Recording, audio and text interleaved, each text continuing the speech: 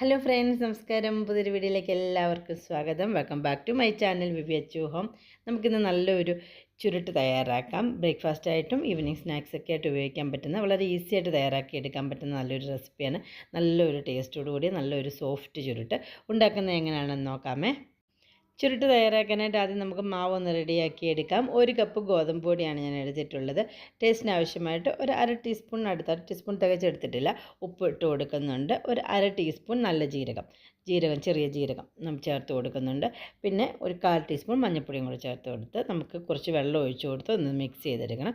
അര കപ്പ് വെള്ളം ഞാൻ ആദ്യം ഒഴിച്ച് കൊടുത്ത്, വെള്ളം ആവശ്യമുണ്ടെങ്കിൽ ഇടയ്ക്കിടയ്ക്ക് കുറച്ച് വെള്ളമായിട്ട് ഒഴിച്ച് കൊടുത്തെടുക്കുക. നമ്മൾ സാധാരണ ദോശയ്ക്ക്, ഗോതമ്പ് ദോശയ്ക്കൊക്കെ റെഡിയാക്കി എടുക്കുന്ന ആ ഒരു തിക്നെസ്സിൽ, ആ ഒരു പരുവത്തിൽ വേണം മാവ് മിക്സ് ചെയ്ത് റെഡിയാക്കി എടുക്കാൻ. ഒത്തിരി അങ്ങ് മാവ് വെള്ളമായി പോവുകയും ചെയ്യരുത്. അപ്പോൾ നമ്മുടെ മാവ് ഇവിടെ റെഡി ആക്കിയിട്ടുണ്ട്. ഈ ഒരു പരുവത്തിൽ റെഡിയാക്കി എടുക്കുക. ഇനി ഫില്ലിങ് തയ്യാറാക്കാനായിട്ട് തേങ്ങ എടുത്തിട്ടുണ്ട്. 1 കപ്പ് തേങ്ങ തിരുമ്മിയതാണ് എടുത്തിട്ടുള്ളത്. ഒരു മീഡിയം വലിപ്പമുള്ള തേങ്ങയുടെ 1/4 ഭാഗം ഞാൻ തിരുമ്മി എടുത്തിട്ടുണ്ട്. ഇതിലേക്ക് ഒരു 1/4 കപ്പോളം ശർക്കര ചെറുതായിട്ട് ചീകി എടുത്തിട്ടുള്ള ശർക്കരയാണ് ചേർത്ത് കൊടുക്കുന്നത്. ഫ്ലേവറിന് ആവശ്യമായിട്ട് ഒരു അര ടീസ്പൂണോളം ഏലക്ക പൊടിച്ചതും കൊണ്ട് ചേർത്ത് കൊടുക്കുന്നുണ്ട്. മധുരത്തിന് ശർക്കര ഇല്ലെങ്കിൽ പഞ്ചസാര വേണമെങ്കിൽ നമുക്ക് ഉപയോഗിക്കാവുന്നതാണ്. ഏലക്കപ്പൊടി ഇല്ലെങ്കിൽ 2-3 ഏലക്ക ചെറുതായിട്ടൊന്ന് പൊടിച്ച് ചേർത്ത് കൊടുക്കാവുന്നതാണ്. അതിന് ശേഷം ശർക്കര നല്ലതുപോലെ തേങ്ങയായിട്ട് ഞെരടി മിക്സ് ചെയ്തെടുത്ത് മാറ്റി വെക്കാം. ഇനി നമുക്ക് നമ്മുടെ ബാറ്ററും ഫില്ലിങ്ങും റെഡി ആയിട്ടുണ്ട്. ഇനി നമുക്ക് ചുരുട്ട് തയ്യാറാക്കാനായിട്ട് പാനൊന്ന് ചൂടായിട്ടുണ്ട്. തീ ഒരു മീഡിയം ഫ്ലെയിമിൽ വെക്കുക. ശേഷം ഇതുപോലെ ഒരു തവി മാവ് ഒഴിച്ച് കൊടുത്ത് നമ്മൾ സാധാരണ ദോശ പരത്തുന്ന രീതിയിൽ പരത്തിയെടുക്കുക. ഇപ്പം നല്ലതുപോലെ ഒന്ന് ഡ്രൈ ആയി, ആ മാവൊക്കെ ഒന്ന് ഡ്രൈ ആയി വെന്ത് വന്നിട്ടുണ്ട്. ഇനി നമുക്ക് ഇതിന് മുകളിലേക്ക് ഞാനിപ്പോൾ നെയ്യാണ് ചേർത്ത് കൊടുക്കുന്നത്. ബട്ടറോ വെളിച്ചെണ്ണയോ അല്ലെങ്കിൽ മറ്റേതെങ്കിലും കുക്കിംഗ് ഓയിൽ വേണമെങ്കിലും ഉപയോഗിക്കാവുന്നതാണ്.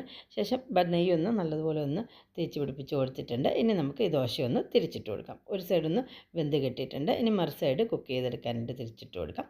ഇനി ഇതിൻ്റെ മുകളിലേക്ക് നമ്മൾ റെഡിയാക്കി എടുത്ത് വെച്ചിട്ടുള്ള തേങ്ങയുടെയും ശർക്കരയുടെയും കൂടെ മിക്സ് കൂടെ ഇതുപോലെ ഒന്ന് വെച്ച് കൊടുക്കുക. ഞാനിപ്പോൾ ഇങ്ങനെ നീളത്തിൽ നമ്മൾ ചുരുട്ടി ഇങ്ങനെ എടുക്കുന്ന ഒരു രീതിയിൽ ഇതുപോലെ നീളത്തിൽ, ഒത്തിരി ഇങ്ങനെ സൈഡിലേക്ക് പോവുകയും ചെയ്യരുത്. ഇങ്ങനെ മിഡിലായിട്ട് ഇങ്ങനെ കുറച്ച് തേങ്ങയുടെ മിക്സ് വെച്ച് കൊടുക്കുക. ഞാനിപ്പോൾ ഒരു 1.5 ടേബിൾ സ്പൂണോളം തേങ്ങയുടെ മിക്സ് വെച്ച് കൊടുത്തിട്ടുണ്ട്. ശേഷം ഇതുപോലെ ഒരു സൈഡ് ഇങ്ങനെ കവർ ചെയ്യുക. പുറത്ത് പോകാതിരിക്കാനായിട്ട് സൈഡൊന്ന് പ്രസ് ചെയ്ത് കൊടുക്കുക, തേങ്ങയും ശർക്കരയും ഒന്നും പുറത്തോട്ട് പോകാതിരിക്കാൻ വേണ്ടി.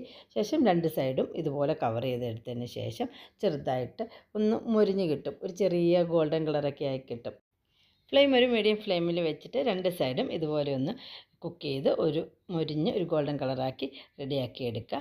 ഈ ഒരു അളവിൽ നമുക്ക് തയ്യാറാക്കുകയാണെന്നുണ്ടെങ്കിൽ 6 ചുരുട്ട് നമുക്ക് റെഡിയാക്കി എടുക്കാവുന്നതാണ്. എല്ലാവരും ഉണ്ടാക്കി നോക്കി അഭിപ്രായങ്ങളും നിർദ്ദേശങ്ങളും കമൻറ്റ് ചെയ്യുക. എൻ്റെ വീഡിയോ ആദ്യമായിട്ടാണ് കാണുന്നുണ്ടെങ്കിൽ ചാനൽ സബ്സ്ക്രൈബ് ചെയ്തില്ലെങ്കിൽ സബ്സ്ക്രൈബ്, ലൈക്ക് ആൻഡ് ഷെയർ. പുതിയ നല്ല നല്ല വീഡിയോ ആയിട്ട് കാണുന്നിടം വരെ bye guys. Thank you for watching my video.